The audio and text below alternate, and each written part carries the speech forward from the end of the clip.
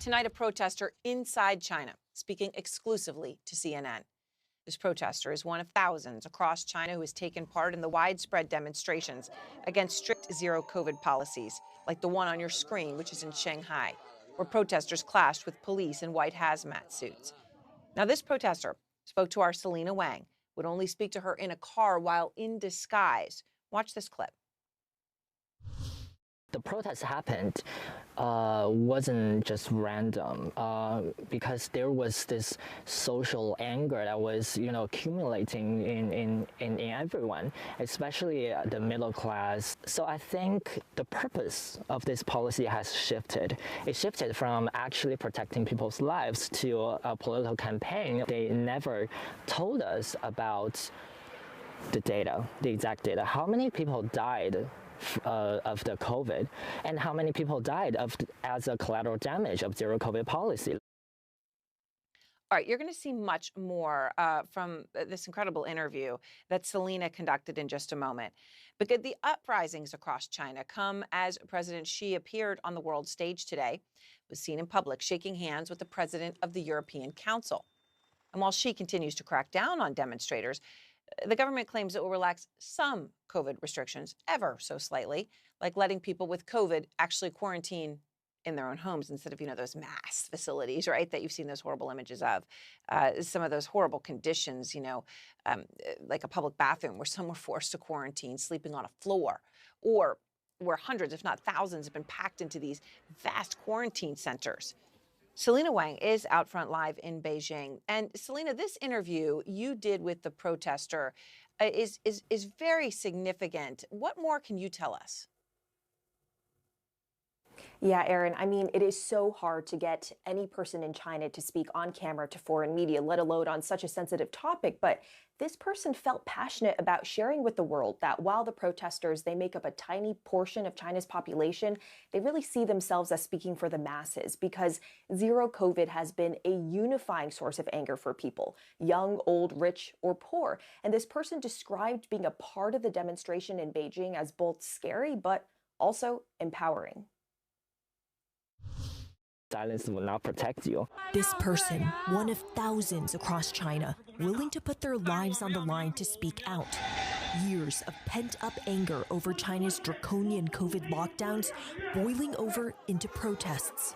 I felt like I lost control of my life because of this COVID policy. Nobody is telling you when this is gonna end. We are limited physically, and now we're limited mentally. We are forbidden to express our ideas. For some, that cathartic emotional release spilled into calls for political changes. Some even chanted for Xi Jinping to step down. He's the one who's responsible for this whole policy thing. But for me, first thing first, I want this zero COVID policy gone. And if we have more freedom of speech and freedom of press, of course, that would be great. What do you think you guys achieved by participating in that protest? If you don't demonstrate, if you don't show them your voice, your idea, they would never know. And this is what happened next. China's security apparatus swiftly smothered the protests. CNN is shielding the protesters' identity because of fears of retribution, even conducting the interview in a car to avoid tracking from authorities. Police are calling and visiting the homes of some protesters, and in Shanghai, randomly stopping people to check their phones on streets and what appears to be in subways. Protesters say they're looking for VPNs needed to use banned apps like Twitter or Telegram, which some protesters use to communicate. Another protester told CNN, "I'm afraid we cannot hold protests like this again in the future. There are always undercover agents in our Telegram group. Every few meters on the street, there are police and police dogs. The whole atmosphere is chilling." I'm in the center of a protest in Beijing right now. They're chanting that they don't want COVID tests. They want freedom. Less than 24 hours after this, we drove back to that spot. Police cars as far as the eye could see. Then a few days later, It's pretty much back to normal, like nothing ever happened. And that is precisely the goal of the Communist Party. CNN has verified protests erupted in at least 17 Chinese cities, but every single one has been stamped out. In Guangzhou, residents destroyed COVID testing booths. Police in riot gear immediately swarm in. They march through a market, shouting at people to leave, firing tear gas to disperse protesters, pushing through with shields and making arrests. Authorities have gone into overdrive to censor all evidence of unrest online. That white piece of paper actually represents the censorship and all the deleted contents. You cannot arrest us for just holding a white paper. I still have that white paper. I protested and I put it in my diary as a souvenir to show my future generations that you should always fight for your rights and never let your voice be silenced.